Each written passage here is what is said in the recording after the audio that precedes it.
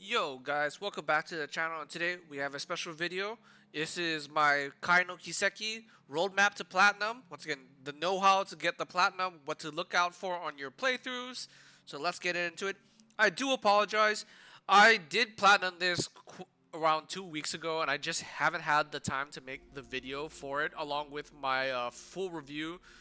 But here we are now. So yeah, let's get into it. As you guys know, once again, the disclaimer here: there's spoilers in this review. I mean, in this roadmap to platinum, and once again, you're gonna have to do everything. It's a Trails game. You guys kind of sort of know that right now, and that kind of goes into our first trophy right here, which is the Great Spriggan. To get all achievements except EX, once again, you're gonna have to do everything in the game pretty much anyways to get the EX challenge. Once again, I'll leave the wiki guide down below, which is an easy Google Translate if you need to translate anything as well too. And you can always ask questions. I'll try to do my best to help you guys out. But before we get any more into the roadmap, once again, I'm gonna give you guys 4 things you need to look out for in this playthrough in order to maximize as much efficiency as you can. The first one is you will get the Enforcer Yoda, Ikusu's younger sister, as a party member for limited sections in the game. Once again, I mean limited sections in the game. So I would highly advise you to always go for her bond events no matter what, because she's very limited in the game, and it's very easy to get everybody else to maximum. So once again, get her max ASAP, because it will require at least 2 runs for her to get max. At least 2 runs. If you miss out some of the stuff, you will not get her to max, and you will have to do a 3rd run. The next is the hit requirement. Usually you have to get like 100 something plus hits. Very, very easy in this game. Kashim comes to you around the midpoint of the game in the Marchant Garden. Once again, he comes there in the Marchant Garden for 1 level of the Marchant Garden. After that, he goes away. You'll never be able to use him until the final boss. His S-Craft hits like 30, I believe, times or on one person. So it's very easy to get like the 100 hit plus hit with him very easily, so you don't have to worry about it. In the Marchant Garden, when you have him, just get 7 enemies together, pop S-Craft, you're done with that. You don't have to worry about that hit achievement at all later on. The next one is also related to this as well, to Great Spriggan, which is the Battle Master requirement, which you typically need 4 times battle bonus, 5 times for the EX challenge to be done. There is no easy endgame area in the game where it has like 8+ enemies together in the final dungeon, where like it used to have in the past 2 games. Now you're gonna have to sort of do that in the Marchant Garden and just find a decent area where you can get a lot of enemies that are weak together to come together to get that trophy and that challenge. Yeah, it's really not that great, but once again, just to let you guys know that, to be aware of that. And the final thing you kind of have to worry about, and this is whoopsies, and this is something I thought I would never say in the Trails of franchise.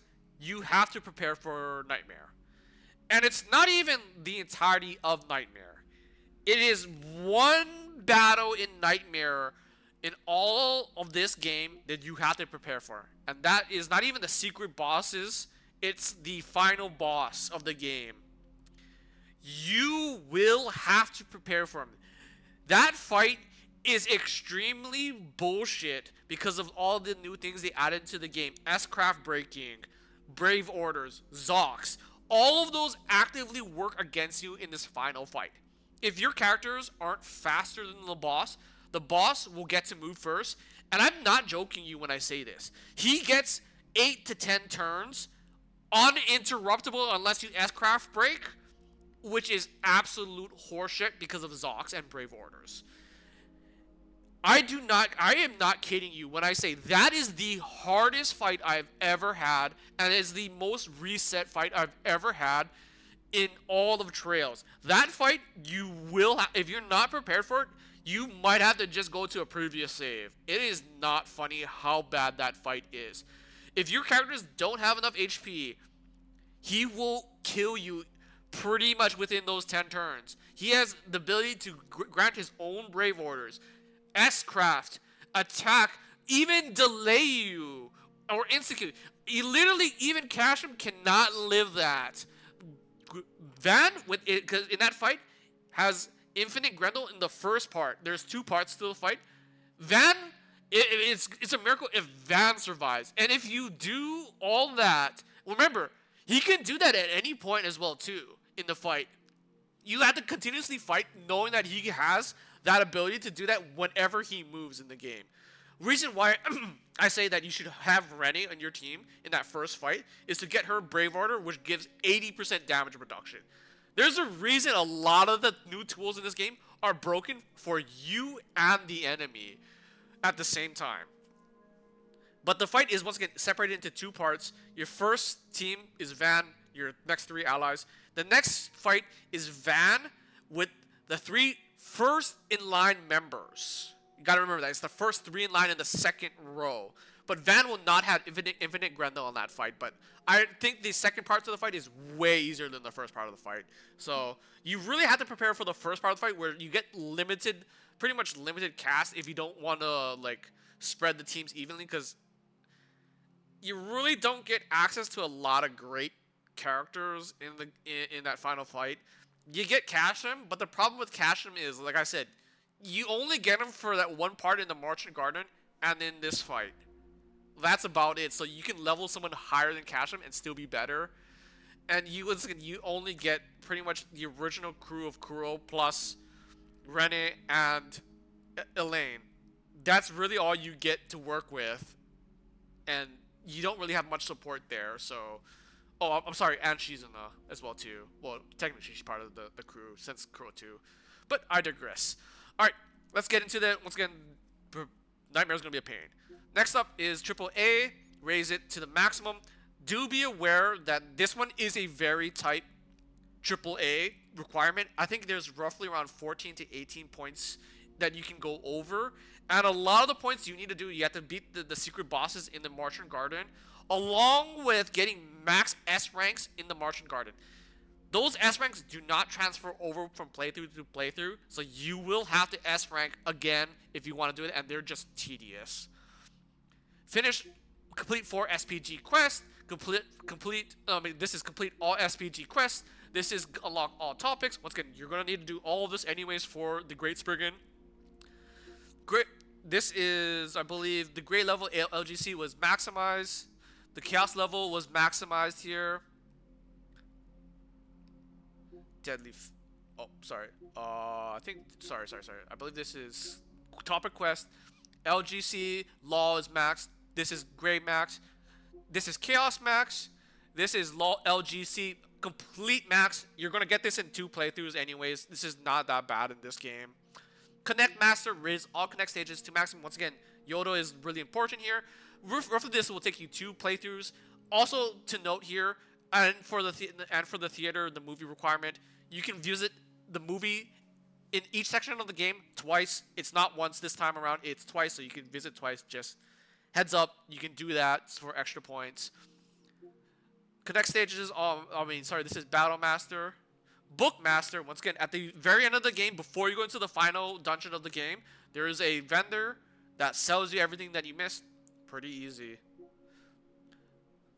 This is Fishing Master. Just like in Kuro 2, there's a place in the Marching Garden where you can fish every single fish in the game. So this is very easily entertainable into the very end game. I do want to warn you guys, this game is a little bit different from Kuro 2. I should probably say this before we moving on. But unlike Kuro 2, where once you beat the game, you get to go back to the Marching Garden and just play out an end game, and you just can't play the story. That does not happen with this game. Once you go into that final boss fight, or that boss gauntlet, you are locked in, and in order to go back to the Marching Garden, you have to play the entirety of the game again. So if you need to go back into the Marching Garden, you have to do it before the final boss gauntlet. Alright, Fishing Master, Gourmet Master, you're going to need to do this anyways. Treasure Hunter, like the old past Kuro games, this one's, unlike the past Kuro games and past Trails games, I should note this, even for the Questmaster as well too.